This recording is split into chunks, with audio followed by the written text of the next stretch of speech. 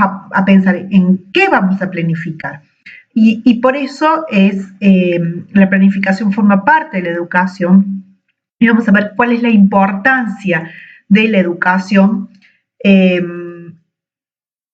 para qué educamos, y por lo tanto, cuando nos sentamos a planificarnos, debemos hacer esas preguntas. ¿Para qué queremos realizar esto? ¿Para qué queremos planificar esto? ¿Cómo lo vamos a realizar? Y en ese cómo vamos a llevar a cabo esto que queremos enseñar, nos debemos preguntar cómo aprende el que aprende. Y por lo tanto, ahí nos va a dar directivas de cómo enseñar.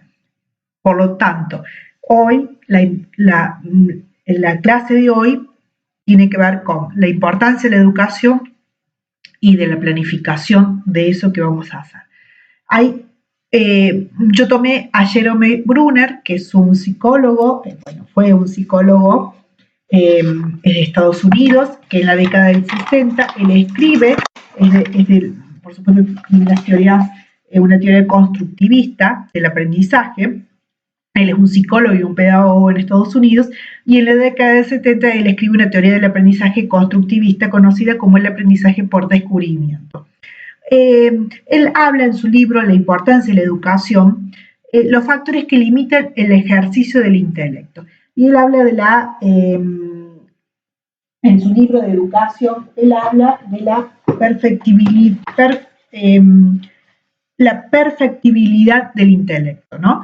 Y él explica cómo el sujeto aprende. Bueno, un poco vamos a ver principalmente algunas líneas de lo que nos dice Brunner con respecto al aprendizaje, pero también comparándola con otros teóricos de las teorías cognitivas, como Vygotsky, Piaget, Althusser, Bandura más adelante. Bueno, la naturaleza del saber. Dice que la característica más destacable, nos dice Brunner, del intelecto humano es su capacidad limitada en todo momento para manejar la información.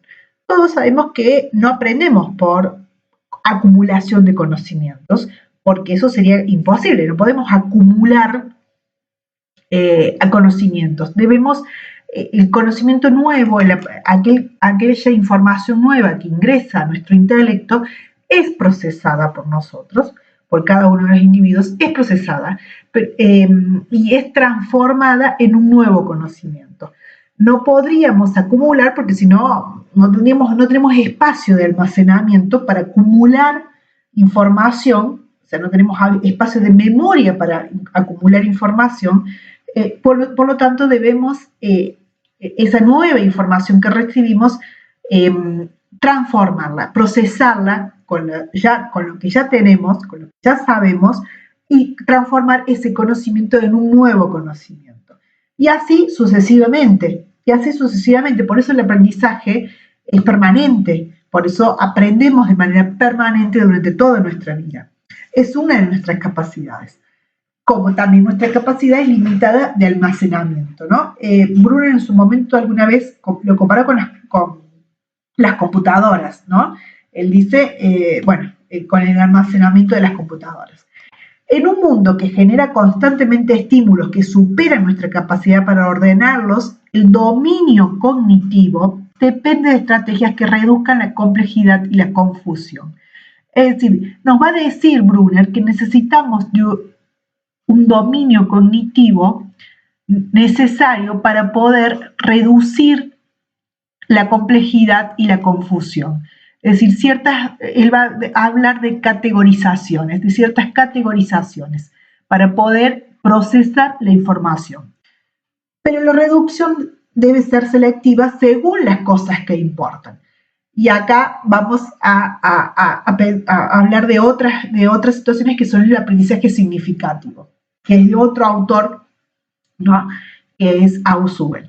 Algunos modos de reducción aparentemente no necesitan ningún tipo de aprendizaje, como ocurre con nuestro mecanismo de adaptación. Por ejemplo, el de la vista. Nosotros no vemos, no percibimos todo lo que nuestra vista pueda captar. Hay una selección de aquello que vemos. hay una acomodación del ojo de acuerdo a algunas perspectivas en donde no vemos todo, sino que vemos una parte, ¿sí? Todo no podríamos, tenemos que seleccionar todo lo que hay alrededor nuestro, porque no podríamos abarcarlo todo. Es esa capacidad limitada de la que nos hablaba antes. Bueno, en nuestro organismo hay hay mecanismos de adaptación biológicos, físicos, que nos permiten hacer esa selección. No así el caso de nuestro intelecto, sino necesitamos de un aprendizaje para poder hacer ese tipo de selección. Hay otro tipo de selectividad que refleja la característica intelectual más profunda del hombre y depende en gran medida del aprendizaje. De esto es lo que hablábamos. Con respecto a la característica intelectual, no lo tenemos incorporado, sino que debemos aprender a poder seleccionar, a poder transformar ese conocimiento nuevo, esa información nueva. Los modelos o las teorías acumuladas acerca del mundo que resultan tan útiles para deducir son sumamente genéricas y reflejan la compulsiva tendencia del hombre a categorizar. Es decir, permanentemente el hombre, hay teorías acumuladas que nos sirven, ¿sí?, de base para poder reducir información. Hay ya caminos realizados, caminos llevados a cabo por nuestras sociedades, por la humanidad, y eso es a lo que llamamos cultura. Es decir, que necesitamos las estrategias que la cultura ofrece y que son caminos que ya recorrió, ¿no? Ya no pensamos, o sea, la rueda ya fue inventada, ¿sí? O sea, seguimos, no necesitamos nuevamente arrancar con eso, con la rueda, sino que la rueda ya fue inventada, ese mecanismo ya fue inventado y a través de la cultura y de la humanidad hemos avanzado muchísimo más y hemos ido mucho más adelante. Todos los seres humanos compartimos una capacidad humana que es la de conocer, la de conocer y de aprender. Y cada sociedad moldea y perfecciona esta capacidad según sus necesidades. Es decir, las sociedades con mayor cultura son aquellas que mejor realizan andamiajes, que mejor colaboran en la transformación de las nuevas informaciones, ¿no? En la que mejor son aquellas que mejor les dan más al alcance a su población mayor cultura, o sea, la mayor cultura a su población. El alcance del intelecto humano, dada su facultad de acrecentarse con ayuda externa, no puede estimarse en toda su extensión si considerar los medios que ofrece la cultura para su capacitación. Por eso esto es sumamente fundamental a la hora de que nosotros nos sentemos a planificar, en que nosotros somos mediadores de la cultura y que debemos poner a nuestros estudiantes la cultura, todos los pasos que ya llevó, que ya el hombre avanzó, ¿no? Por supuesto sin desconocer lo anterior, pero debemos darle la mayor cantidad ponerle la mayor cantidad del mundo, ¿no?, del mundo vivido, para que el estudiante, el niño que está aprendiendo, pueda incorporar nueva información y ayudar en ese proceso de la información. Por eso el intelecto del hombre no le pertenece a él simplemente, sino a la comunidad.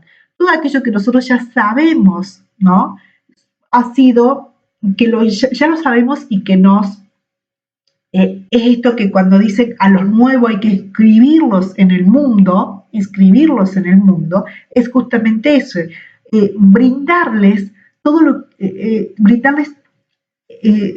ya se conoce del mundo, todos los adelantos y todo lo que ya se sabe del mundo. Esto por eso el intelecto no solamente nos pertenece a cada uno, sino que justamente es a toda una humanidad, ¿no? En el sentido de que su apertura o capacitación depende de que su cultura tenga éxito para desarrollar medios con ese fin.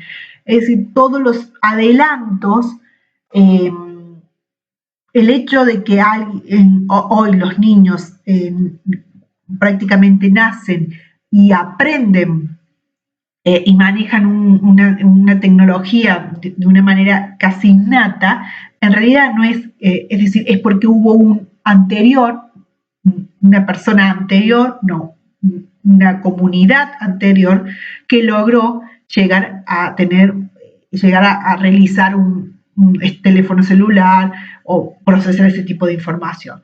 Por eso, digamos, nosotros partimos de los avances que ya se han logrado, ¿no?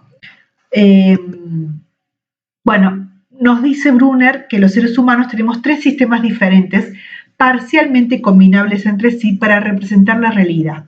Es decir, para conocer, una de ellas es por medio de la acción. Sabemos ciertas cosas porque sabemos hacerlas. Por ejemplo, andar en bicicleta, hacer nudos. Es decir, en la práctica hacemos determinadas cuestiones, aprendemos determinadas cosas en la práctica. A lo mejor sabemos hacer una torta o sabemos manejar, sabemos por la práctica misma, ¿no? Bueno, por la acción. El segundo modo de saber es por medio de imágenes y otros productos de la mente que de hecho detienen la acción y la resumen en un icono que la representa. Y por ejemplo, yo pude haber ido nunca al mar, pero saber lo que es el mar a través de las imágenes que he podido ver de una película, de un video, de una fotografía. Puedo tener una idea de lo que es el mar. O sea, no es necesario yo conocer el mar para saber que cuando me dicen mar, tenga una imagen de él, ¿no? O montaña o lo que fuera. Y la otra, la representación por símbolos, de la cual es un ejemplo típico el lenguaje, con sus reglas no solo formar oraciones sobre la vida cotidiana, sino también gracias a sus poderosas técnicas combinatorias para formar otras igual de buenas sobre lo que excede lo real y tangible. Podemos conocer el mar a través de lo que se ha escrito de él, lo que han escrito otras personas de él. ¿Cuántas veces conocemos, bueno, cuando leemos un libro se nos abre un mundo que por supuesto no es real ni tangible, no es algo que podemos accionar en él, pero tenemos un conocimiento, podemos llegar a un conocimiento totalmente acabado de algo solamente con la lectura de un otro que escribió sobre eso, ¿no? Bueno, digamos, son las 3 maneras en las cuales nosotros nos acercamos y podemos conocer algo, ¿no? Bueno, por supuesto que estas son teorías cognitivas del aprendizaje. Las teorías cognitivas del aprendizaje hablan de que el individuo que conoce participa del proceso de conocer, moldeando e interpretando la realidad de una forma directa. Todas las teorías cognitivas hablan de un sujeto activo, ¿sí? De un sujeto activo en su propio proceso de aprendizaje, en donde es reactivo a la información que recibe y que transforma esa información relacionándolo con lo que ya sabe. Es decir, el conocer y el aprendizaje están mediados por una serie de procesos internos cognitivos manipulando los elementos simbólicos, ¿no? Recibimos información del exterior, la procesamos y finalmente la interpretamos de manera que acabamos teniendo un conocimiento del elemento en cuestión que parece tener una lógica común, ¿no? Bueno, esto es lo que nos dicen las teorías cognitivas de cómo aprendemos.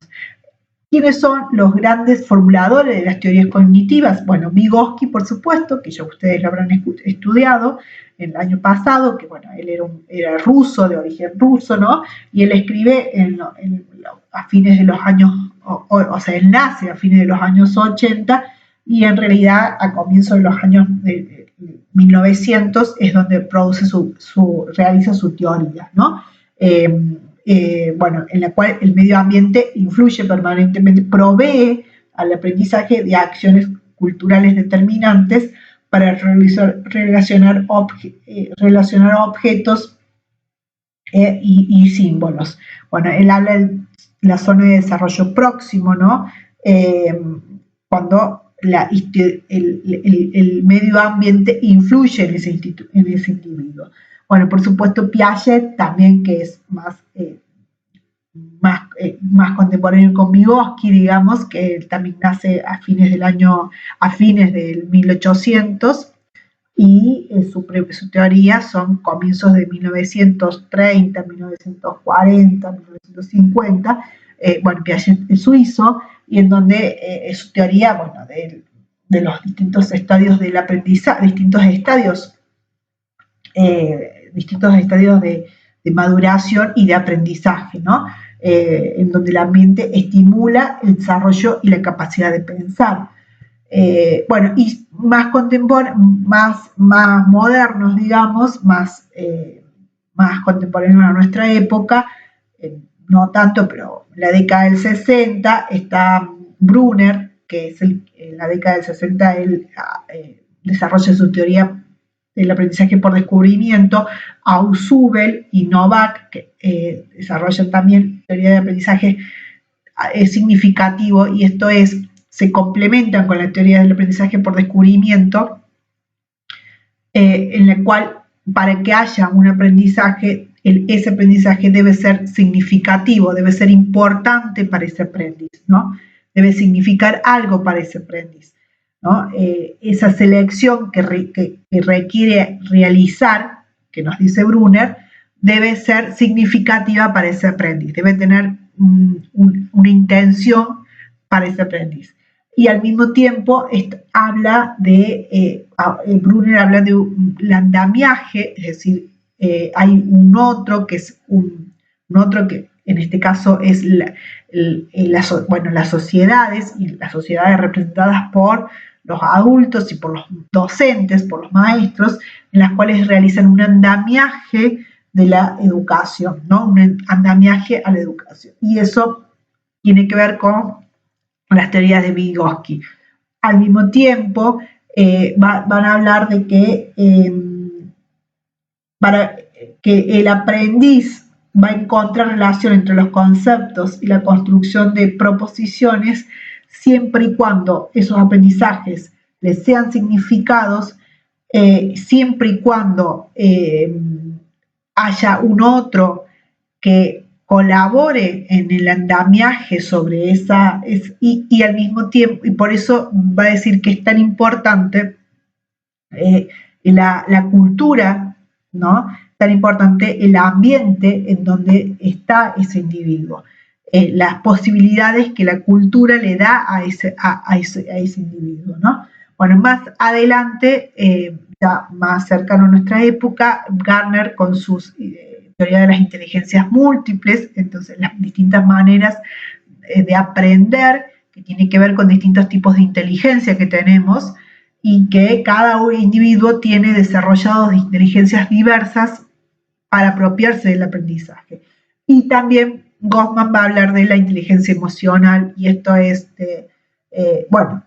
en ambientes, lograr una percepción propia de cada uno para no solamente los estímulos exteriores, no solamente el andamiaje, no solamente los aprendizajes significativos, sino también un conocimiento propio que ayude a justamente procesar mejor la información que obtenemos del mundo, ¿no?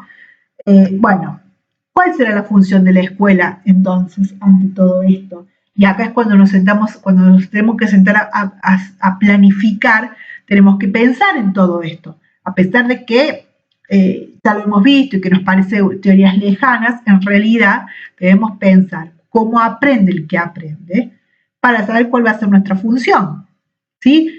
¿Qué vamos a hacer? Le vamos a dar información tratando de que tenga una acumulación de información enciclopédica, como una gran enciclopedia, en donde haya un aprendizaje memorístico, o vamos a darle le vamos a dar la cultura, le vamos a mostrar el mundo para que el niño, para que nuestros educandos transformen esa información en un contenido aprendido, ¿no?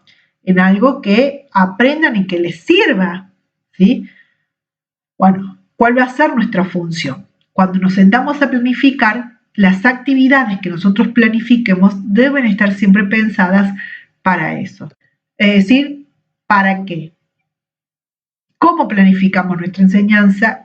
Es necesario planificar las primeras preguntas y luego encontrar un sentido a nuestra tarea, como nos dice Laura Pichlut, que es argentina, es una pedagoga argentina y que escribe sobre jardines de infantes y sobre planificación en los jardines de infantes. Bueno, a ver, es necesario, para poder planificar, nosotros debemos encontrar un sentido a nuestra tarea. ¿Cuál será? ¿Para qué enseñamos esto? ¿Qué es lo que quiero que aprendan estos niños con esto que enseñamos? ¿Qué necesitan aprender? Otra pregunta fundamental.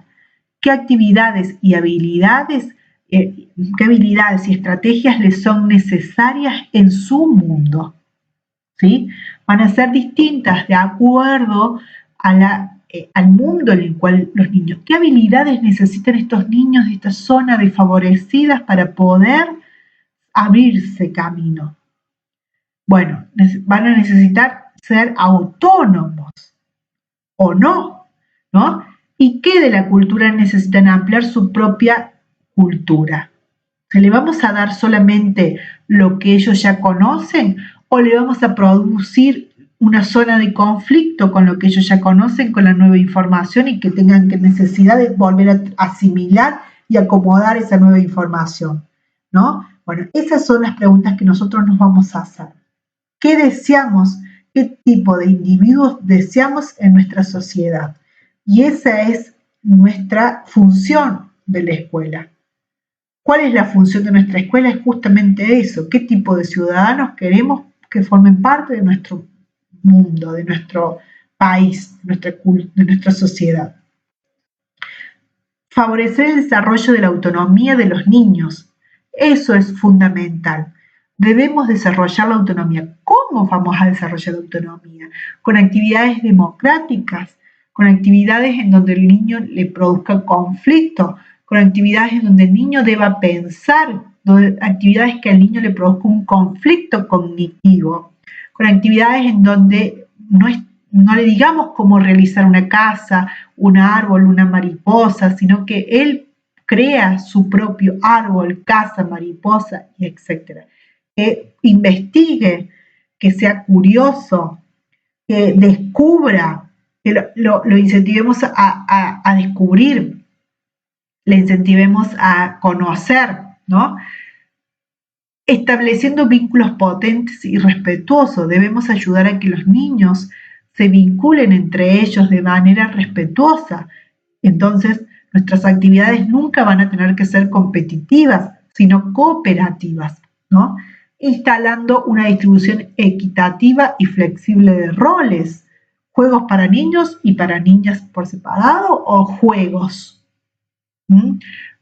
¿Cuáles son? ¿Yo tengo más poder porque soy tu docente? ¿O tenemos ambos, o ambos tenemos poder y ambos nos respetamos? ¿No? Distribución equitativa, ¿no? Y estableciendo, por supuesto, un claro encuadre de límites. Sabemos que para vivir en sociedad debemos respetar ciertos límites. Tenemos límites. Son límites en los cuales son necesarios para poder convivir con el otro. Bueno, esas reglas, esos límites, las pensemos entre todos, las armemos entre todos para poder convivir en esta sala, en este lugar, en este espacio. ¿Qué necesitamos? ¿Hablar todos juntos o no?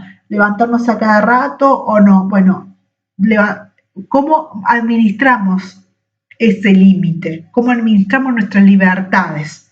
Bueno, son todos aprendizajes necesarios para la vida en sociedad, necesarios para la vida en el mundo, ¿no?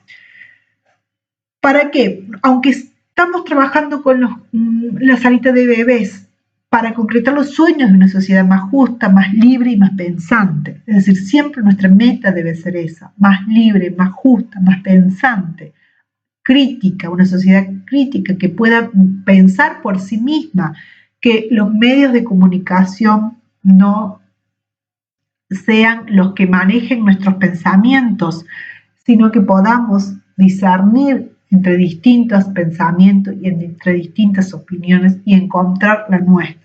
Pero eso se enseña desde niños, eso se ejercita desde niños. Para la paz, obviamente, para la hermandad, la tolerancia y el respeto del otro. Aunque nosotros estemos pensando en una planificación de mi cuerpo, los fines últimos son estos, para la hermandad, la tolerancia, el respeto del otro, ¿sí? Aunque pensemos, bueno, cada una de nuestras actividades debemos pensarla con ese horizonte.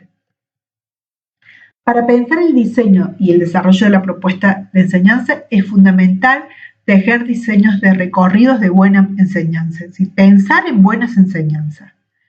Implementar modalidades alternativas como por ejemplo los escenarios lúdicos, los talleres experienciales, etcétera.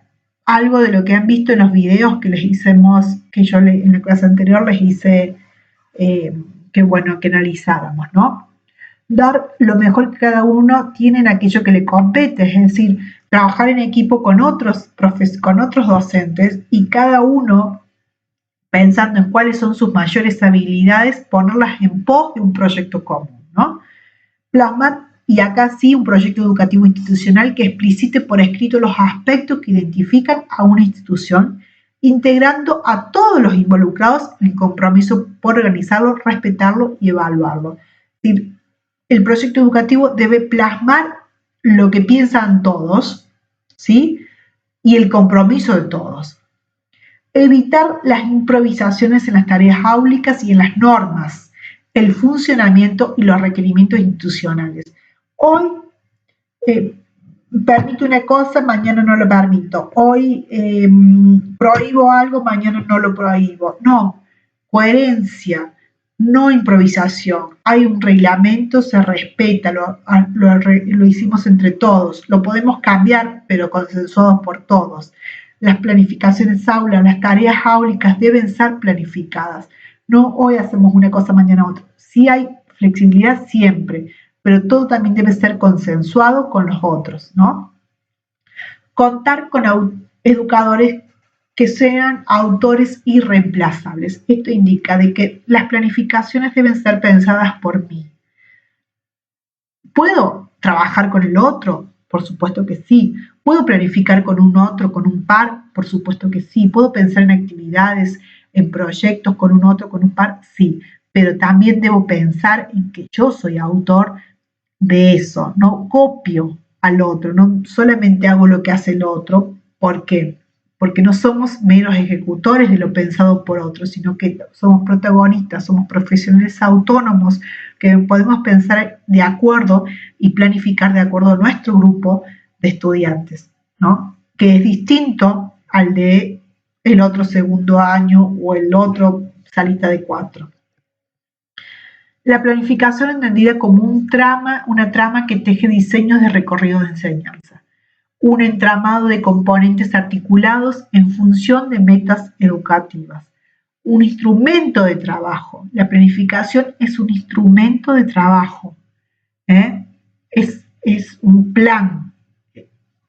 Es un camino tentativo de propuestas que pueden cambiar, pensadas para ser modificadas y adecuadas a los diferentes contextos. Es decir, es un camino tentativo entre tantos que puedo tomar, que se enmarca siempre en un encuadre teórico y en un enfoque educativo específico, ¿no? Por eso digo, hay que tener en cuenta cuál es nuestro enfoque teórico de cómo aprende el que aprende y cómo enseñar, que se sustente en una ideología peculiar que se pone en juego en cada elección. Yo digo, no, yo educo para el respeto y para la paz para el otro, pero mis actividades deben decir eso, no deben ser actividades que lleven a la competencia o que lleven al egoísmo o que lleven al individualismo, sino todo lo contrario, sino, o sea, ninguna planificación es neutral, siempre hay una ideología atrás que la sustenta. Por eso en las planificaciones se pone en manifiesto una concepción sobre educación, de enseñanza, aprendizaje, de escuela, de idea de hombre. Ustedes vean que cuando yo fundamento los programas de didáctica o de práctica, en esa fundamentación, si ustedes la leen un poco más detenidamente, van a encontrar que hay un sustento teórico detrás de esa planificación, en el cual yo pongo en manifiesto qué es lo que pienso sobre la educación y qué es lo que pienso sobre la enseñanza. Está, o sea, no lo digo yo pienso sobre la educación, pero si ustedes lo leen, está en manifiesto lo que sustenta mis prácticas y trato de que el plan que yo desarrollo tenga que ver con eso, con lo que pienso.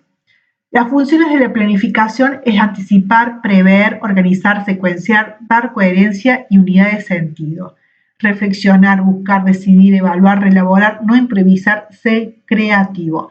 Si la planificación prevé la actividad, anticipa lo que vamos a realizar, da coherencia y unidad de sentido, pero también puede ser reelaborado, por eso debe ser creativo. Bueno, también comunica, asesora, favorece el relevo. Bueno, mira, hasta este año vimos hasta acá. Esto es lo que se vio. El próximo año se debe, bueno, el que toma la posta el próximo año arranca desde donde yo dejé o desde donde comunico. Yo cuando les digo, les presento el proyecto de la práctica, les presento el proyecto de didáctica, estoy comunicando qué es lo que vamos a realizar, por qué lo vamos a realizar, cuál es mi plan, ¿no? Cómo está organizado y secuenciado mi plan. Y de esto ayuda a favorecer una coherencia institucional y una calidad educativa, por supuesto, esto me lleva a calidad educativa. Es decir, que la planificación es un boceto anticipatorio, porque miren, el boceto que yo tenía para este año en marzo, lo tuve que modificar y cambió bastante, no radicalmente, pero cambió bastante en pos de que, bueno, de la educación de emergencia que estamos sosteniendo. Cambió, el proyecto de la práctica que yo tenía este año cambió totalmente, esto sí cambió totalmente y tuve que reformularlo, siempre sentado en ciertas bases que sustentan mis teorías, pero las tuve que modificar, ¿no? Por eso es abierto, por eso es flexible, por eso es creativo, es dinámico y es modificable. Bueno, la escala, rol docente, va a tener en cuenta, por supuesto, la didáctica. El objeto de estudio de la didáctica, ¿cuál es? La enseñanza. Esa didáctica, es decir, esa enseñanza, tiene distintos niveles. Primero tiene una teoría. O sea, esa enseñanza va a partir de una teoría que tiene que ver con una política educativa, ¿sí? A nivel macro, que tiene que ver con un marco teórico a nivel más micro, ¿sí? Macro y micro. O sea, de acuerdo a la política, a lo que me dicen de la política educativa desde el Ministerio de Educación, y también a lo que yo sé, a lo que yo creo, ¿sí? Mis marcos teóricos, mis propios marcos teóricos, lo que me va a dar un enfoque didáctico y un modelo didáctico de cómo enseñar, ¿sí? Bueno, esa programación que va a estar fundada sobre esta teoría va a partir, por supuesto, de los NAP, que son los núcleos de aprendizaje prioritarios.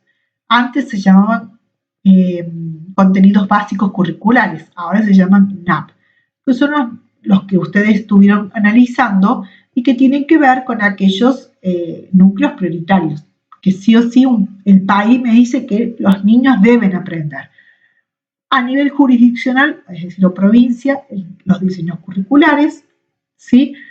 A nivel institucional, el proyecto educativo institucional y el proyecto curricular institucional, que tiene que ver eso con los contenidos que vamos a enseñar. Y a nivel áulico, la planificación áulica, que va a tener dos líneas, los planes, la planificación anual, que son aquellos proyectos que son institucionales y que tienen que ver Por ejemplo, cuando yo les muestro a ustedes el programa de la didáctica, eso es anual. Y después, periódico, tengo por semana, hasta por mes, una hoja de ruta en donde les voy diciendo cómo lo voy a seccionar a ese proyecto anual.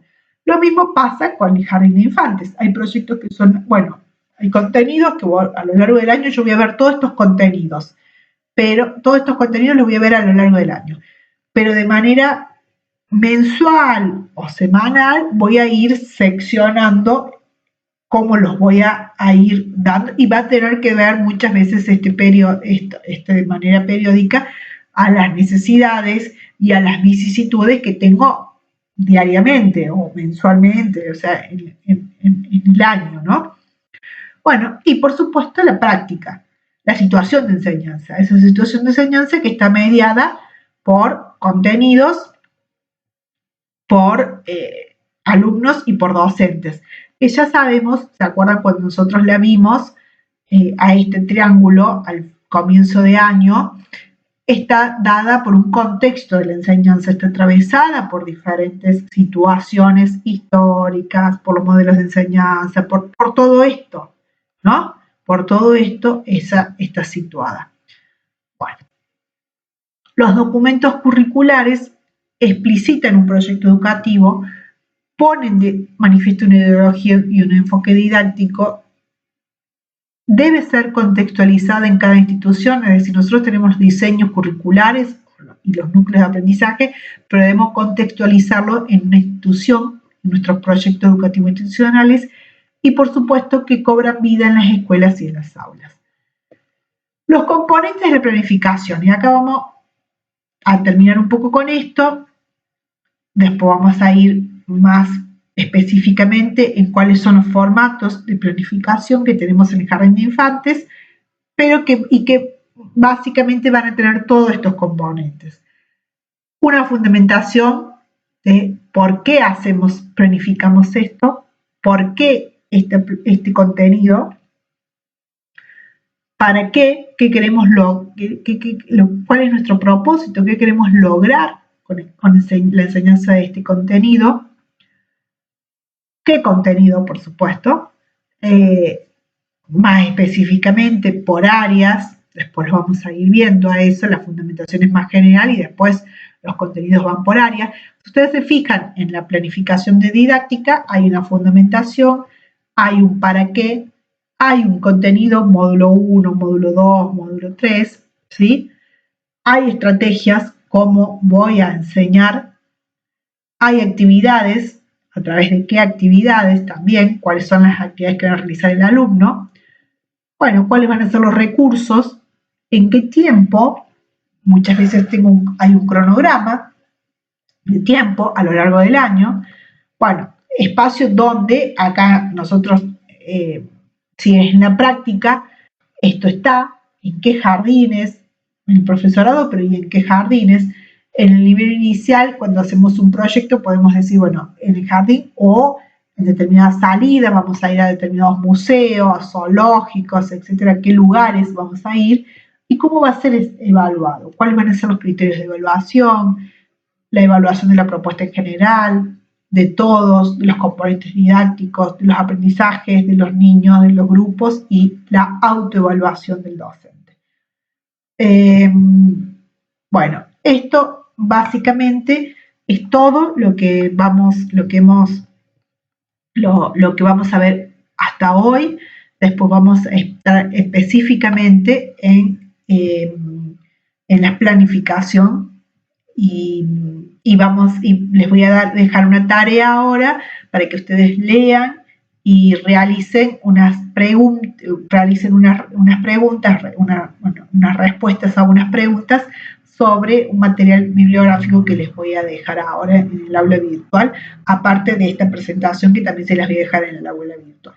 Bueno, muchas gracias por la atención y nos estamos viendo en la próxima clase. Buenos días.